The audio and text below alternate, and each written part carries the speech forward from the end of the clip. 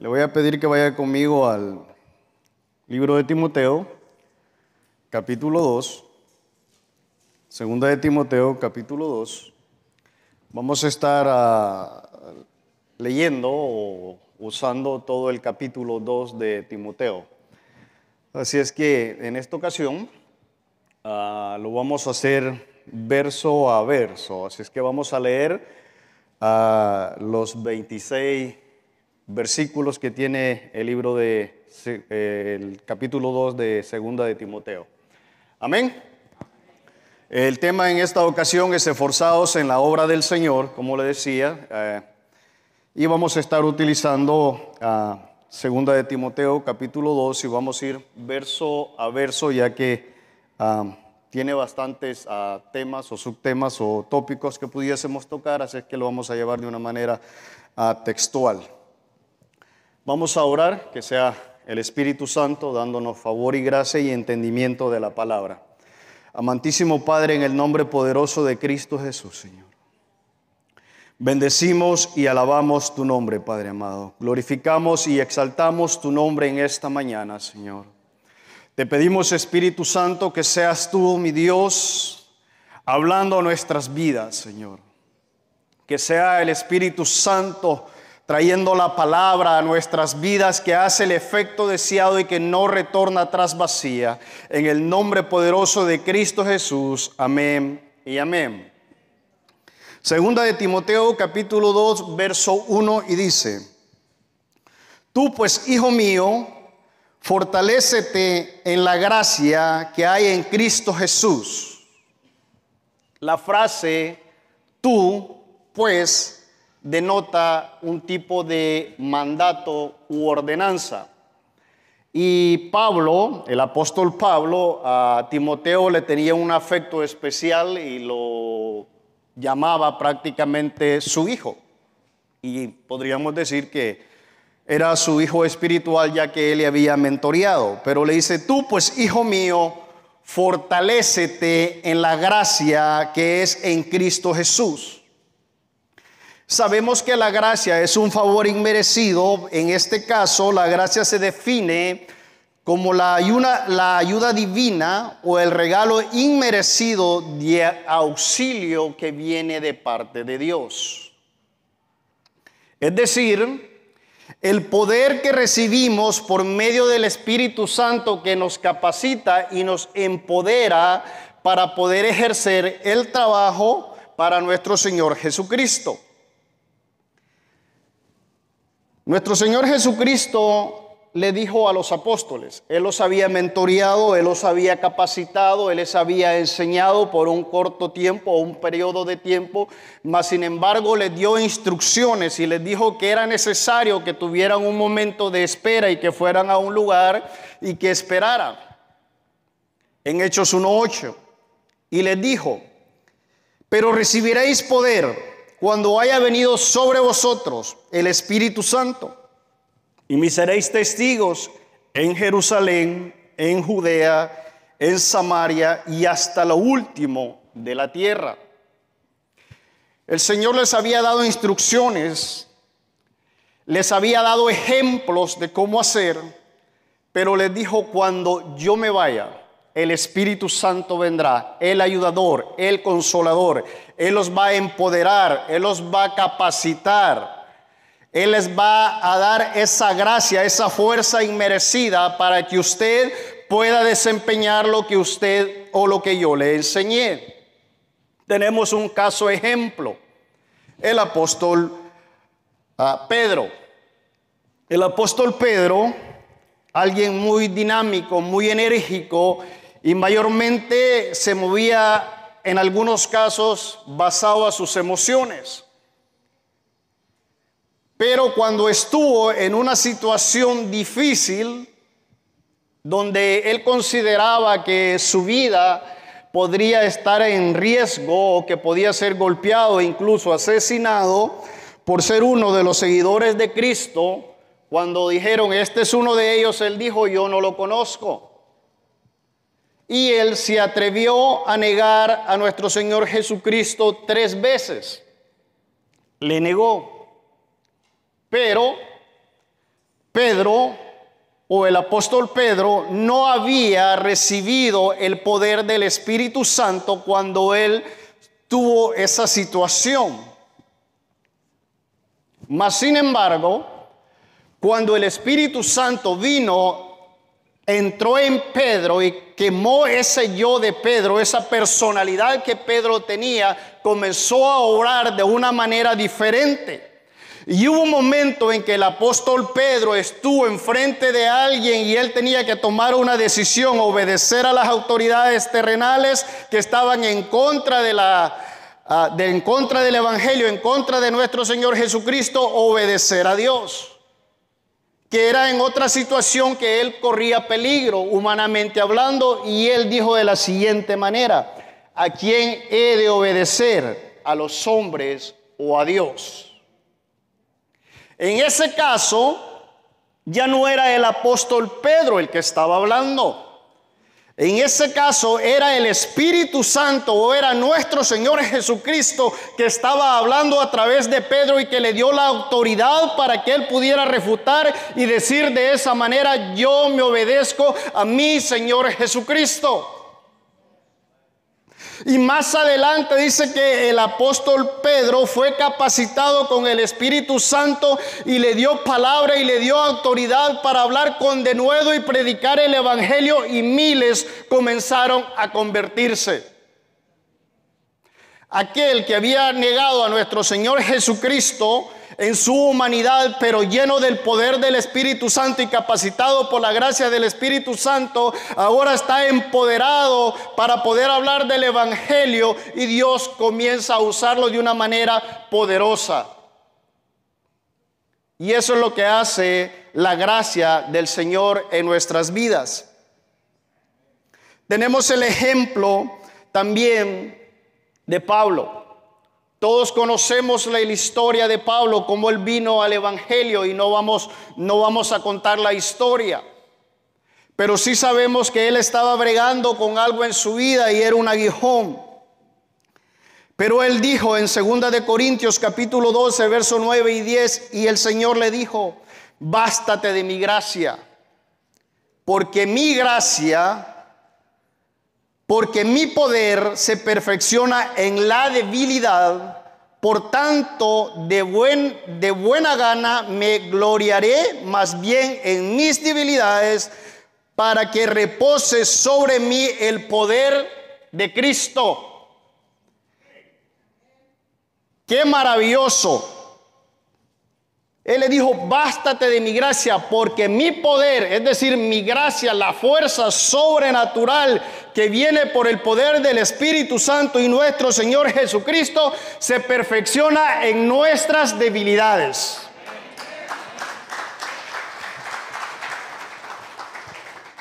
Todo lo que usted y yo hacemos o ejercemos en la obra del Señor no es por nuestro intelecto, no es por nuestras capacidades.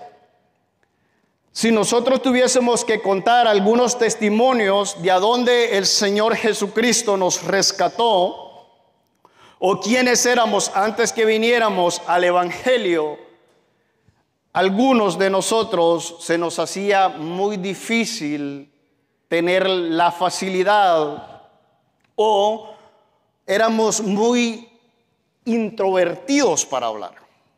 Nos costaba poder compartir, poder hablar, poder contar algo de nosotros o alguien más, o poder expresarse en alguna reunión. Ahora el Señor nos da la facilidad de poder compartir las buenas nuevas del Evangelio a los demás. Nos capacita para poder compartir las buenas nuevas del Evangelio a nuestros familiares, a nuestros amigos, a nuestros compañeros de trabajo, y nos dice que no nos preocupemos de lo que nosotros tenemos que hablar, que Él hablará por nosotros, que solo nos dispongamos y Él va a traer palabra y nosotros vamos a hablar. Verso 2. Y lo que has oído de mí en la presencia de muchos testigos, eso encarga a hombres fieles que sean idóneos para enseñar también a otros. Le dijo: tú, Timoteo, esfuérzate en la gracia de nuestro Señor Jesucristo. Y tú has escuchado de mí o has oído de mí a través de muchos testigos que hablan de lo que yo les he enseñado. Eso yo te encargo a ti, que tú le compartas a alguien más. Que tú compartas el evangelio con los demás, con las nuevas generaciones. Y luego le dice, también que busque personas que sean idóneos para enseñar también a otros.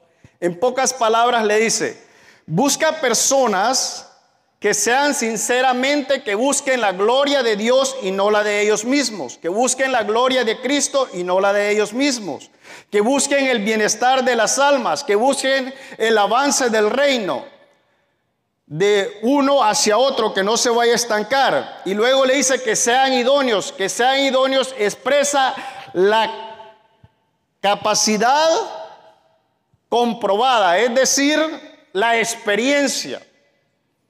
Y gracias a Dios y bendito sea el Señor, que en nuestra congregación es algo completamente aplicable.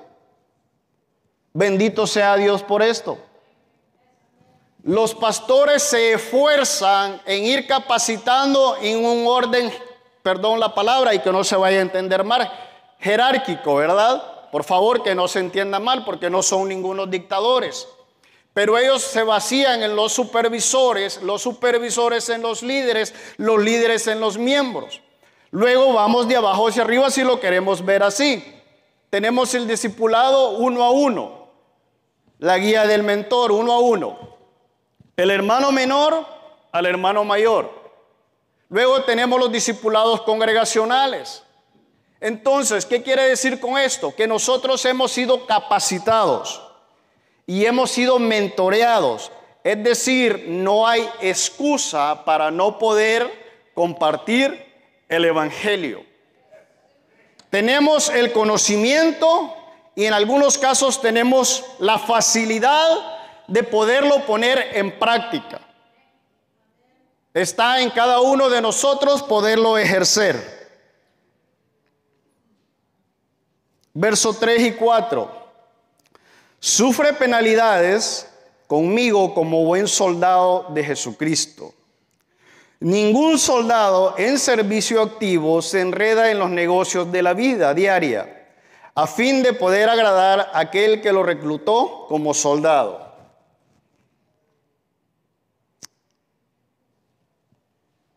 Vamos a poner una nota. Se necesitan personas o miembros de la Iglesia de la Gran Comisión con el don de la enseñanza. Requisito número 1, dispuestos a sufrir penalidades. A ver qué tan grande es la fila.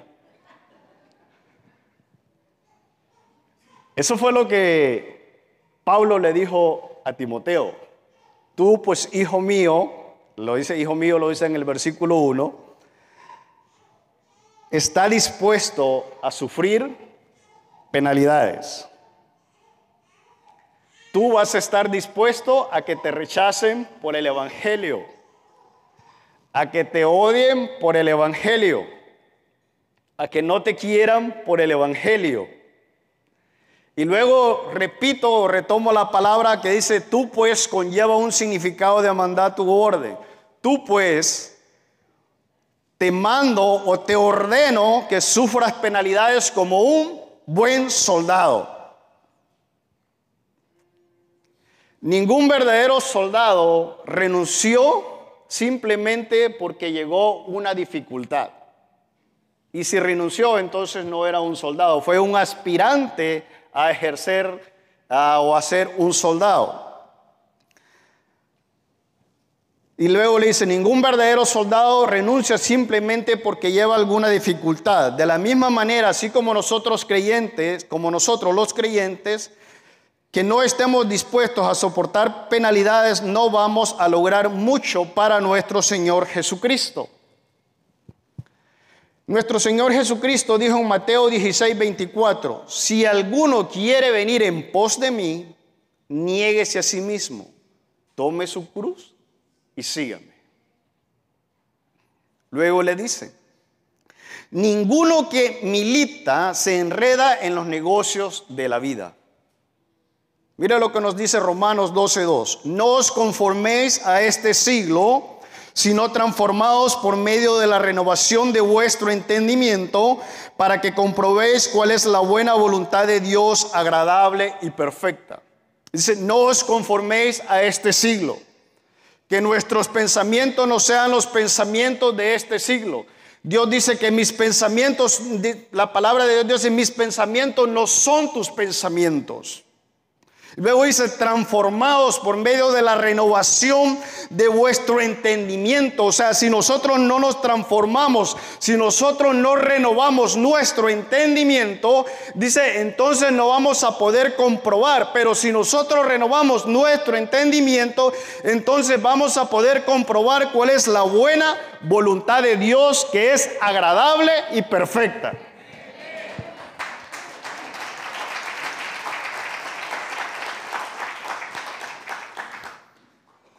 Luego le dice, a fin de agradar a aquel que lo tomó por soldado. Segunda de Corintios 10:4 dice, porque las armas de nuestra milicia no son carnales, sino poderosas en Dios para la destrucción de fortalezas, derribando argumentos y toda altivez que se levanta en contra del conocimiento de Dios, y llevando cautivo todo pensamiento a la obediencia de Cristo Jesús. Recuerde, espiritualmente hay un mundo espiritual que no lo podemos ver al ojo humano. No lo vamos a poder ver. Pero existe una lucha espiritual entre el bien y el mal. Eso es completamente certero, la Biblia lo declara. Hay una lucha por las almas. La diferencia es que nuestro Señor Jesucristo es un caballero. Él respeta. Pero por el otro lado dice que anda como león rugiente buscando a quién devorar. Él es mentiroso, él es engañador, él trae falsos placeres a la vida. Falsos engaños para que la gente le busque. Mas sin embargo nuestro Señor Jesucristo dice, he aquí, yo estoy a la puerta y toco, y el que abre, yo entraré y cenaré con él. Porque Él es el camino, la verdad y la vida, y nadie viene al Padre si no es a través de nuestro Señor Jesucristo. Recuerde que no tenemos lucha contra sangre ni carne, sino contra principados, contra potestades, contra los gobernadores de las tinieblas de este siglo, contra las huestes espirituales de maldad en las regiones celestes. Aunque usted no lo crea, usted si es un soldado de Cristo, déjeme decirle, usted está en una lucha espiritual y tiene que pelear la buena batalla de la fe. Verso 5. Luego dice, y también el que compite como atleta no gana el premio si no compite de acuerdo con las reglas. El premio para los griegos era una corona perecedera, hecha de laurel, de hojas de laurel, por la que usted y yo estamos compitiendo. No es perecedera, es la corona de la vida. Es por la que usted y yo estamos corriendo esta buena carrera de la fe.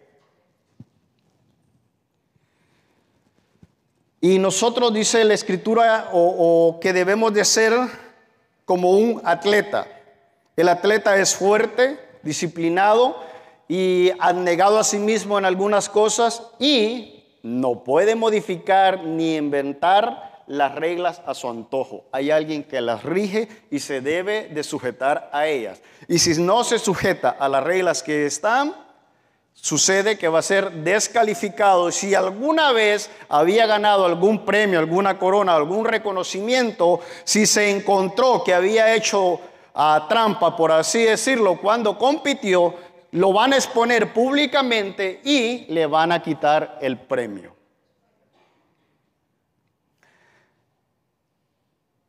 Así es que es posible que podamos caer en el error y de pensar que podemos hacer nuestras propias reglas para la vida cristiana, pero eso nos llevaría a perder la corona de la vida. Verso 6. El labrador que trabaja debe ser el primero en recibir su parte de los frutos. El labrador, es decir, el obrero. Nuestro Señor Jesucristo dijo: a la verdad, la mies es mucha, pero los obreros son pocos. Gracias a Dios que usted y yo nos podríamos considerar obreros de la palabra. Y aquí podría entrar también lo que es la ley de la siembra y la cosecha. Y es decir, que cada uno cosecha lo que siembra. El que siembra para agradar a su naturaleza pecaminosa, de esa misma naturaleza cosechará destrucción. El que siembra para agradar al Espíritu, el Espíritu cosechará vida eterna. Es de nosotros como labradores o como obreros, nosotros debemos preparar la buena semilla, la palabra de Dios. Esa es la buena semilla. Comprender la naturaleza, es decir, comprender el estado natural de a quien usted le está compartiendo el evangelio. Para poder compartir la palabra, la semilla, con agrado y a medida adecuada. Dentro del sistema religioso se han infiltrado por ahí un montón de frases que nosotros las ponemos en práctica y muchas veces algunas de ellas son bíblicas, otras de ellas son en un contexto no bíblico, pero vamos a retomar esta frase bíblica. Dice la Escritura que nosotros no somos de este siglo. ¿Estamos de acuerdo? Compartámosle eso a alguien que no conoce de las Escrituras. Y le vamos a decir: no, es que nosotros no somos de este mundo. ¿Qué le va a decir o qué le va a responder a alguien que no conoce de las Escrituras si usted le dice: es que yo no soy de este mundo? Tú sí eres de este mundo, pero yo no soy de este mundo. ¿Y en qué mundo vives? O sea, saber cómo vamos a compartir el evangelio. Y hay que saber que hay un lenguaje que dentro de nosotros probablemente sea un poco más fácil poderlo entender, pero aquel que desconoce de las Escrituras, se le va a ser difícil poderlo entender. Pero si le decimos: Jesús te ama, sabe que es amor y sabe quién es Jesús. Amén. Verso 7. Considera lo que te digo, pues el Señor te dará entendimiento en todo. Pablo le dice, o Pablo le acaba de explicar que en 3 ilustraciones anteriores sobre la vida cristiana por medio de metáforas, y le dijo: un soldado, un atleta, un labrador.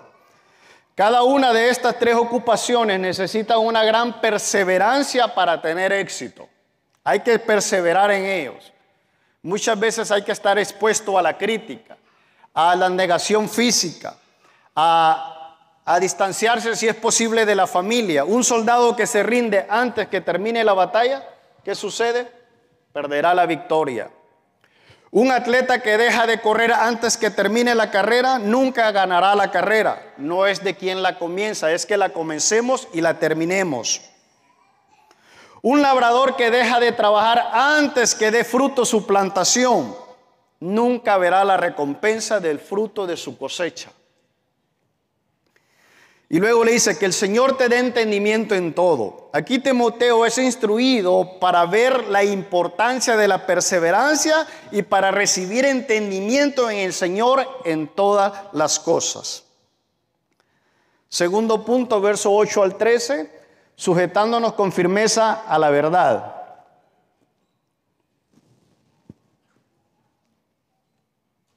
Acuérdate de Jesucristo resucitado de entre los muertos, descendiente de David conforme a mi evangelio, por el cual sufro penalidades, hasta el encarcelamiento como un malhechor. Pero la palabra de Dios no está presa. Por tanto, todo el que soporta por amor a los escogidos, para que también ellos obtengan la salvación que está en Cristo Jesús y con ella la gloria eterna. Palabra fiel es esta, que si morimos con Él también, viviremos con Él. Y si perseveramos también, reinaremos con Él. Y si le negamos, Él también nos negará. Si somos infieles, Él permanece fiel. Él no puede negarse a sí mismo.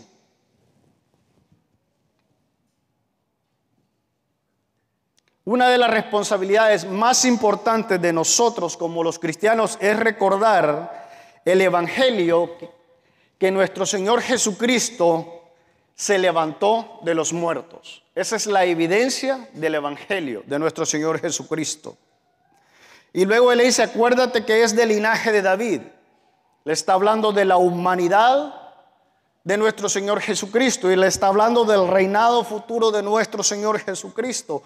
Pero vamos a retomar el punto de la humanidad. Dios se hizo humano, carne y sangre como nosotros, con una naturaleza humana, y debido a eso Él lo conoce a usted y me conoce a mí y nos entiende perfectamente. Él entiende los sufrimientos de la vida, las pruebas de la vida, las tentaciones de la vida, los problemas de la vida, los pesares de la vida, las luchas y los dolores que nosotros pasamos en la vida. Y la idea central es esta, que nuestro Señor Jesucristo conoce con exactitud lo que enfrentamos en esta vida. No importa cuáles sean los sufrimientos, Él puede librarnos de cada uno de ellos. Ahora bien, retomemos lo que dijo Daniel. Si al Señor le place, yo voy a salir vivo de ese horno de fuego. No es lo que nosotros dispongamos, no es lo que nosotros queramos, es lo que nuestro Señor Jesucristo o el plan que Él tiene para nosotros. Él es un Dios perfecto. Recuerde esto, Hebreos 4:15 dice, porque no tenemos un sumo sacerdote que no pueda compadecerse de nuestras debilidades, sino que fue tentado en todo, según nuestra semejanza, pero sin pecado. Luego nos dice, acerquémonos pues confiadamente al trono de la gracia para alcanzar misericordia y hallar gracia para el oportuno socorro. Sin importar la dificultad o el problema o la situación que estemos pasando. Dice, acerquémonos pues confiadamente, sin temor, al trono de la gracia para alcanzar misericordia y hallar gracia, hallar favor inmerecido para el oportuno socorro en nuestro Señor Jesucristo. Luego estábamos hablando de la divinidad de nuestro Señor Jesucristo, porque Él resucitó entre los muertos. Primera de Corintios capítulo 15 verso 55 dice, ¿dónde está, oh muerte, tu aguijón? ¿Dónde, oh sepulcro, tu victoria? Ya que el aguijón de la muerte es el pecado y el poder del pecado la ley. Mas gracias sean dadas a Dios que nos dio la victoria por medio de nuestro Señor Jesucristo. Usted y yo estábamos muertos en delitos y pecados, pero Él nos dio vida y nos dio vida eterna y vida en abundancia. Amén.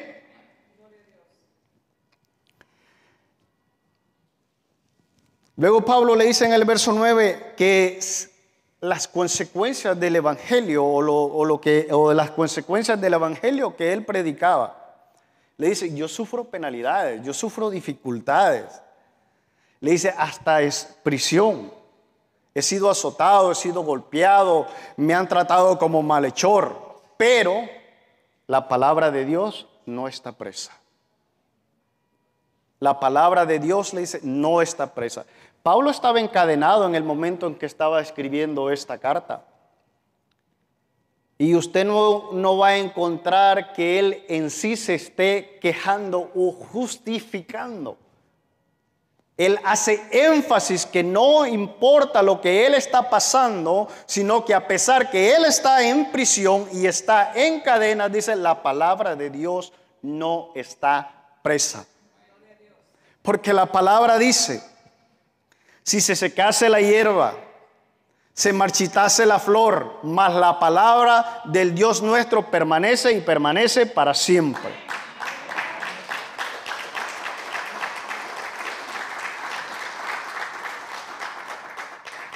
¿Por qué? Porque la palabra de Dios es viva y eficaz.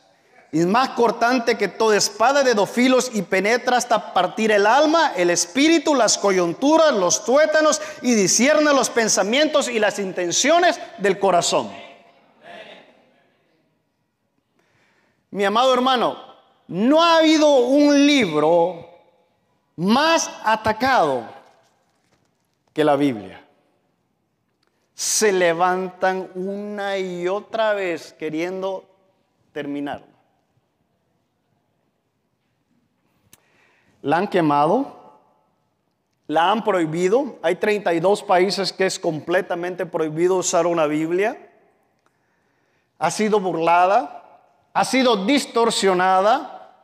Ahora para ciertas denominaciones las Biblias las mandan a hacer al antojo como que si fuera un pastel de cumpleaños a su preferencia, extrayéndoles versos bíblicos que van en contra de las creencias que ellos tienen para justificar lo que ellos hacen. Ha sido ignorada, pero la palabra de Dios permanece y permanece fiel y para siempre.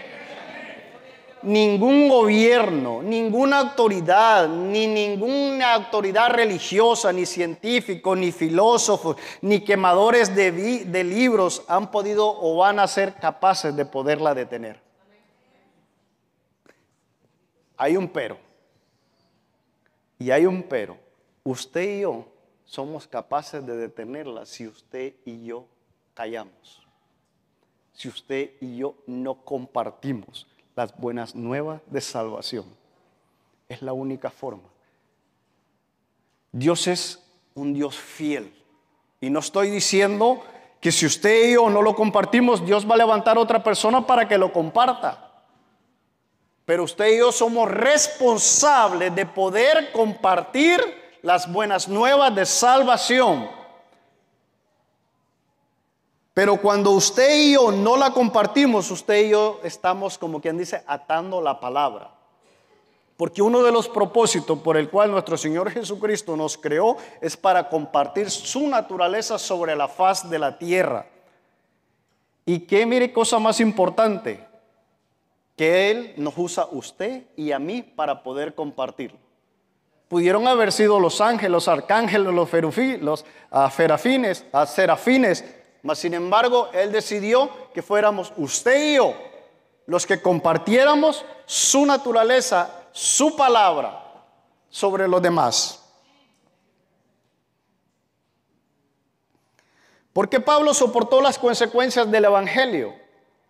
Y usted pudiese decir, bueno, por amor a Cristo. Es verdad. Pero Pablo, más que referirse, no es que yo lo que sufro por Cristo. No, Pablo no dijo así. Y hubiésemos pensado que Pablo dijera de esa manera, pero Pablo dijo todo lo que soporto, lo soporto por amor a los escogidos. Por amor a aquellos que han creído, por aquellos que van a ser salvos. Por ello yo soporto penalidades, yo soporto esta prisión, por ello yo he soportado azotes. Para que ellos también obtengan la salvación que es en Cristo Jesús con gloria eterna, dijo Pablo. Y lo de la gloria eterna, muchas veces se nos hace un poco difícil, la mente finita, poder entender lo infinito de nuestro Señor Jesucristo y lo que le va a ser la gloria eterna. Y hay una infinidad de versículos que nos hablan de ella, pero quiero retomar en 1 Corintios 2:9 que dice, antes bien, como está escrito, y esto fue una experiencia de Pablo, cosas que ojo no vio, ni oído oyó, ni han subido al corazón del hombre, son las cosas que Dios ha preparado para los que le aman.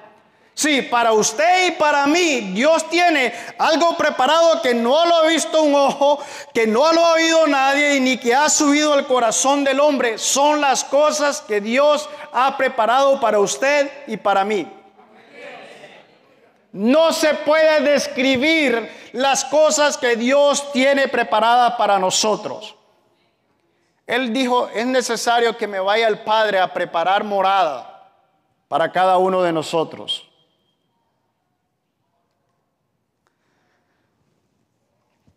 Verso 11 y 13.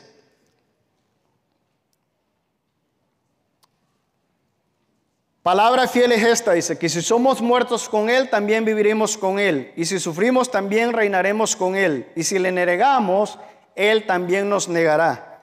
Fuéremos infieles, Él permanece fiel. Él no puede negarse a sí mismo. Jesús dijo claramente, cualquiera que me niegue delante de los hombres, yo también le negaré delante de mi Padre que está en los cielos. En el Antiguo Testamento hay una historia que me fascina tanto porque es tan sencilla para entenderla y es acerca del rey Saúl. Cuando el pueblo humano quería un rey humano, no querían un rey divino, y eligieron al rey Saúl. El pueblo, Dios le dio la facultad de poder elegir al rey Saúl, y el rey Saúl pues era conforme a la voluntad del pueblo. No era elegido por Dios, así es que no era que su corazón estuviera conforme a la voluntad de Dios, sino conforme a la voluntad del pueblo. Dios le da una orden sencilla: erradicar unos animalitos que probablemente a su criterio y el mío no habían hecho absolutamente nada. Pero Dios le dio una orden que los matara. Saúl vio que estaban gorditos, que si los vendía en peso podía ser bien, o que se los vendía por unidades también le iba a ir bien, y dice que de lo más engordado lo pasó a su corral. Y lo que no estaba tan bien, ese sí lo quemamos, lo deshacemos, ¿verdad? Lo apartamos. Y llegó el profeta y le dijo, ¿hiciste lo que el Señor Dios te ordenó que hicieras? Y le dijo, sí. Qué sencillo, o sea, no se ve mayor cosa. Y le dijo, sí, lo hice. ¿Qué es ese balido? ¿Cómo podemos decir que esos animales están balando allá atrás? Balido, bueno, como se le llame. ¿Qué es eso que yo escucho de atrás, de esos animales que no están muertos? A él no le importó cómo estuviera con Dios. Le dijo, yo quiero estar bien con los hombres. No me interesa cómo yo esté bien con Dios. En pocas palabras fue lo que le respondió. Por esa pequeña desobediencia que usted y yo le pudiésemos llamar, o insignificante desobediencia, pero fue una orden de Jehová y él desobedeció, en ese momento él perdió su reinado. Siguió ejerciéndolo, pero en ese momento perdió su reinado. Y no solo eso, posteriormente le vino un espíritu atormentador que lo estaba atormentando las 24 horas por una desobediencia pequeña. Ahora, si retomamos nuevamente en el Antiguo Testamento el otro ejemplo que siempre ese nos fascina muchísimo, el ejemplo de David, pero mentiroso, asesino y adúltero, contra el criterio humano que él mismo declaró era sujeto a muerte, porque él mismo dijo, si alguien es así, hay que matarlo, merece la muerte. Prontos nosotros para juzgar. Eso fue lo que él dijo. Alguien así merece la muerte. Y le dice el profeta, ese eres tú.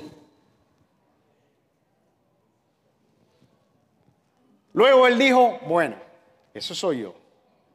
Se postró a tierra y le dijo, que tu Santo Espíritu no se aparte de mí. No le importó quién estuviera alrededor. No le importó su reinado. Se humilló, un rey se humilló ante el Rey de Reyes y Señor de Señores.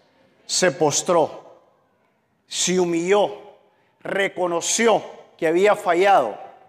Y como reconoció que había fallado, el Señor le perdonó. Acarrió con las consecuencias de sus actos, de sus pecados. Todas esas consecuencias no las pudo evitar. Pero de ahí sale el linaje de nuestro Señor Jesucristo. Y adicional a eso, la Escritura dice que David es conforme al corazón de Jehová, porque Jehová lo eligió como rey. Si hemos fallado, si hemos pecado, la Escritura dice, abogado tenemos con el Padre a nuestro Señor Jesucristo, justo, fiel, Él nos perdona.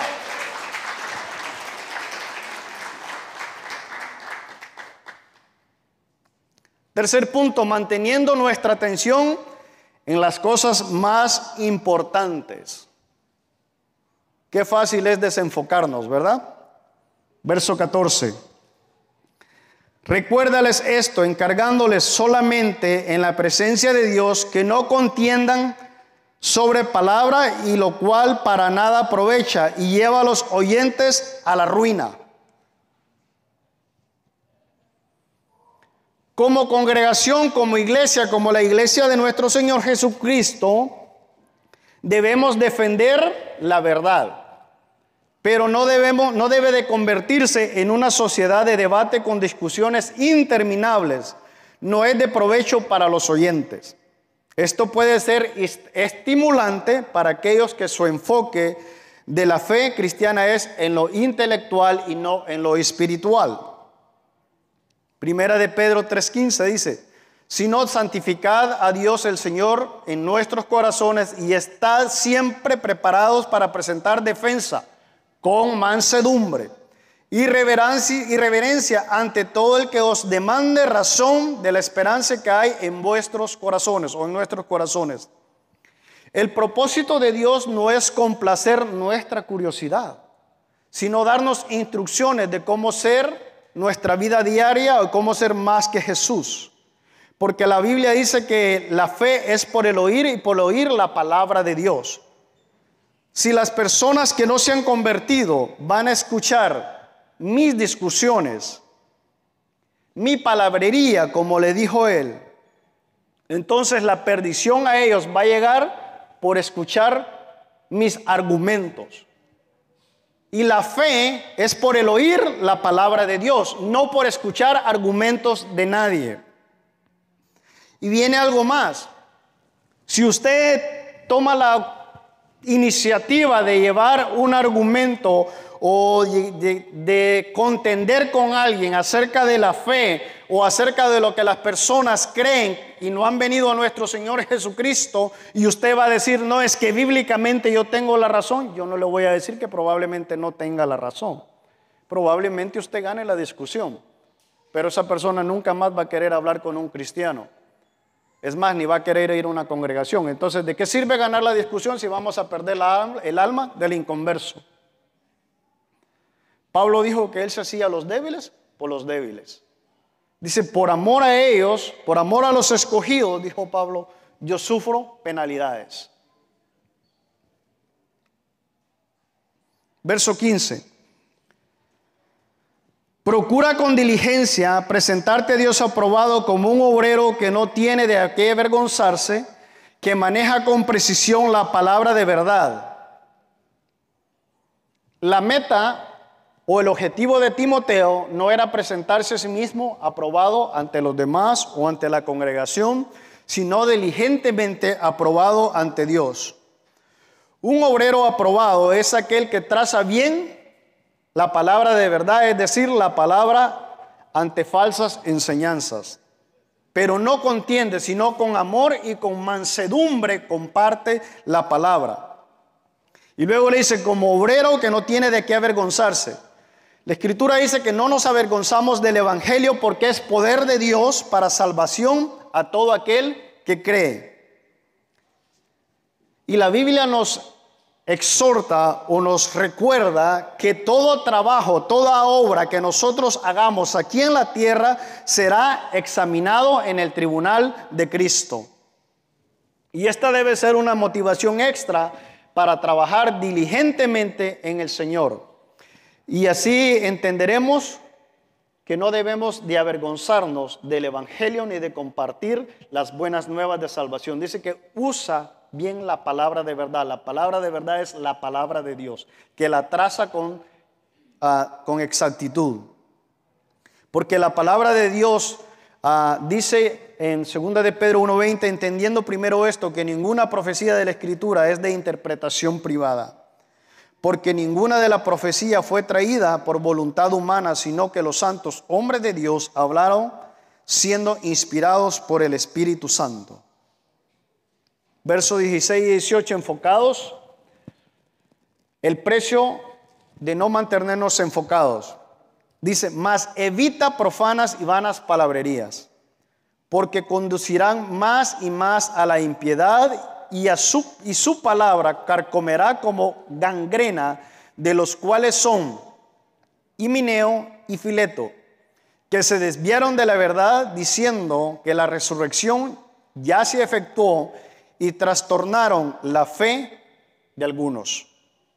Dice, evita profanas y vanas palabrerías, y su palabra, dice, las vanas palabrerías carcomerá como gangrena. Ahí sé que ahí tiene la pantalla y puede ver lo que es una gangrena. Y la comparación que hace Pablo es terrible. Dice, cuando entramos en ese tipo de actitud, dijo Pablo, le hace un daño tremendo al cuerpo de Cristo. La gangrena en lo natural es la muerte del tejido, o sea, de la piel, del cuerpo. Y cuando ha hecho el daño, el olor es fuerte. Es un olor putrefacto o huele feo. Y dice, si eso sucede en el cuerpo de Cristo, ese es el daño que se le haría al cuerpo de Cristo, dijo Pablo. Y Pablo en pocas palabras dice, hay que huir de estas cosas. Hay que alejarse de esto, porque esto es dañino para nosotros o para la congregación, para la fe.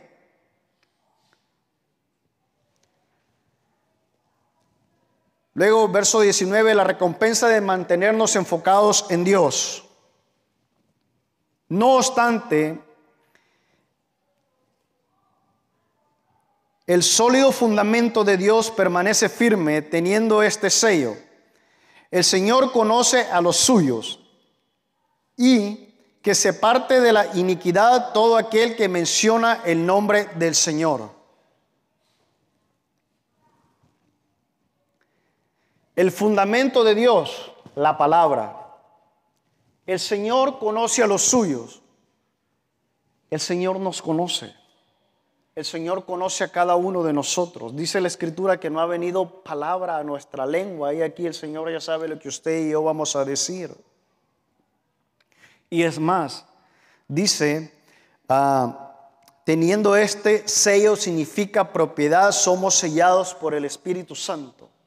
Cuando nosotros venimos al Evangelio o aceptamos a nuestro Señor Jesucristo, el Espíritu Santo nos puso un sello de propiedad.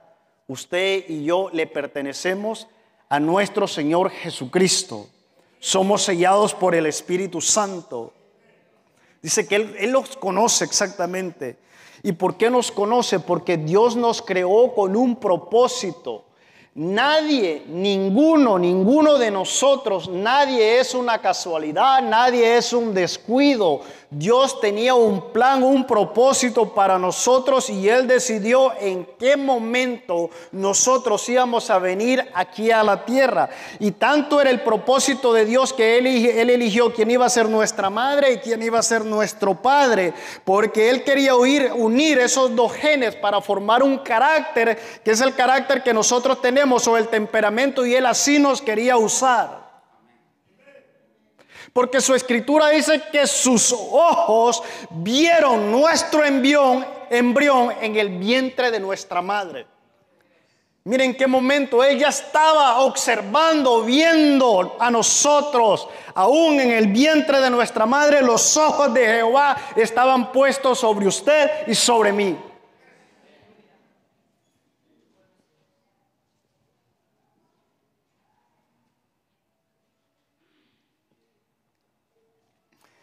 Así es que no importa que tantos caigan, cuántos rechacen a la verdad, cuántos tomen su propio camino.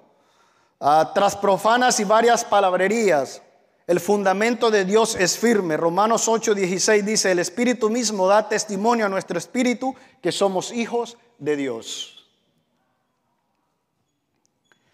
Cuarto punto: ¿somos vasos de honra o deshonra? La Biblia dice que Dios es el alfarero y nosotros somos el barro. Cuando estamos abiertos a la voluntad de Dios en nuestras vidas, Él nos moldea y nos transforma y nos santifica. Y nosotros como barro, dice la Escritura, que no le podemos decir a Dios: no, para este lado no le dé porque me duele, ni para este otro tampoco. Dice que Él nos moldea a su perfección. Y luego dice el verso 20 y 21: ahora bien, en una casa grande, la iglesia de nuestro Señor Jesucristo, no solamente hay vasos de oro y plata, sino también de madera y de barro, y unos para honra y otros para deshonra. Por tanto, si alguno se limpia de estas cosas, será un vaso para honra, santificado y útil para el Señor, preparado para la buena obra. Les decía que en una casa grande es nuestra iglesia, la iglesia de nuestro Señor Jesucristo.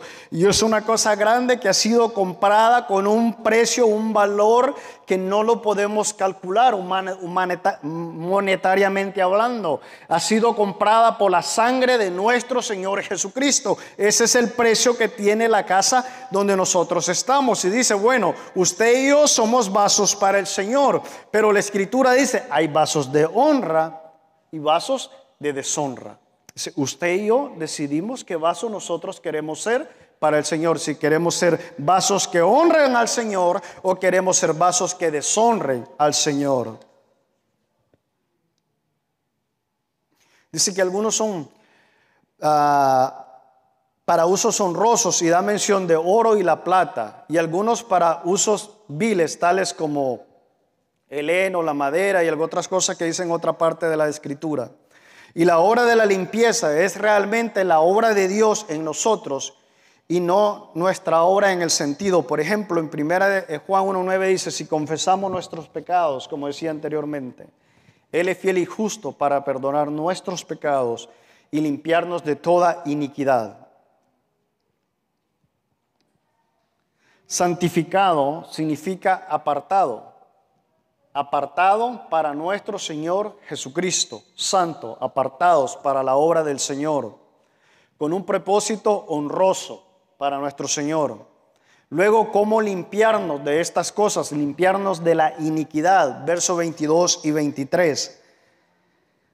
Huye pues de las pasiones juveniles, sigue la justicia, la fe, el amor y la paz, con que invocan al Señor con un corazón puro, pero rechaza los razonamientos necios e ignorantes, sabiendo que producen altercado.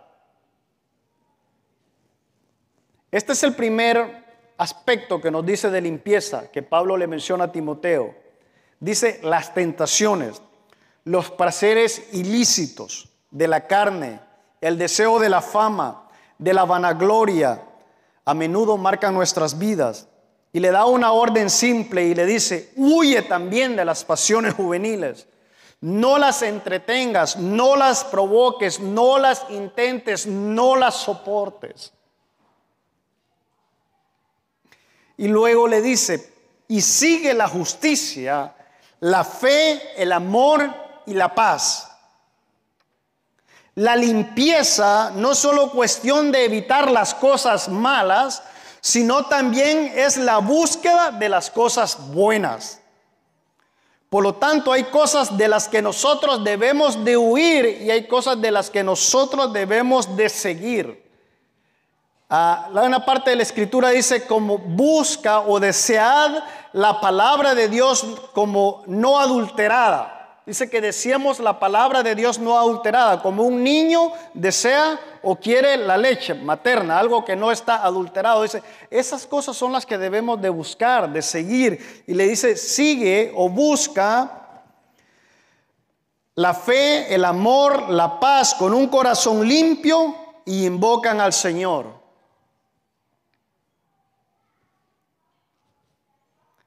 Filipenses 4:8 dice: por lo demás, hermanos, en esto pensad, todo lo que es verdadero, todo lo honesto, todo lo justo, todo lo puro, todo lo amable, todo lo que es de buen nombre, y si hay virtud alguna, si algo es digno de alabanza, en esto pensad. En esto debe de estar, o en estas cosas, o en estas virtudes, dice que debe de estar enfocado nuestro pensamiento.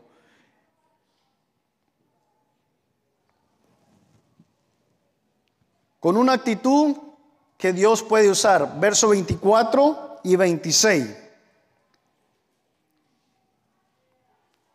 Y el siervo del Señor no debe ser rencilloso, sino amable para con todos, apto para enseñar, sufrido, corrigiendo tiernamente a los que se oponen. Por si acaso Dios les da el arrepentimiento que conduce al pleno conocimiento de la verdad, y volviendo en sí, escapen del lazo del diablo, y habiendo estado cautivos de él para hacer su voluntad. Nos da ciertas directrices. Dice que como siervos o como obreros de Dios o como siervos de Dios debemos de evitar las contiendas, los conflictos, las reseñas. Dice que seamos amables, con todos. No dice con alguien específico, dice sed amables con todos. Aptos para enseñar, aptos para poder compartir el evangelio a alguien más, aptos para estar prestos para presentar defensa del evangelio. Sufrido, Pablo dijo: yo he sufrido penalidades a la causa de Cristo. Con mansedumbre, corrige a los que se oponen, con mansedumbre, con gentileza, que corrijamos a los que se oponen a la fe, porque quizás Dios les conceda que se arrepientan para conocer la verdad y escapen del lazo del diablo en que están cautivos a la voluntad de Dios. Si nosotros venimos y compartimos el evangelio de esa manera, dice, entonces ellos pudiesen conocer el evangelio, pudiesen hacer la confesión de fe, se pudiesen arrepentir, y ahí el Señor los va a sacar del lazo de cautividad que el enemigo los tiene. Nos vamos a encontrar muchas veces con algunas personas o alguien que se nos va a hacer difícil poder compartir el evangelio, argumentadores en lo intelectual. Pablo dice: no, con mansedumbre, porque también por ellos murió nuestro Señor Jesucristo, no solo por nosotros que estamos aquí en la iglesia, murió por ellos también, y Dios tiene un plan para ellos. La palabra dice que Él no procede esperando que todos vengan al arrepentimiento. Y recordemos esto, que a la verdad la mies es mucha, pero los obreros son pocos, dice la Escritura. Luego dice: rogad por obreros.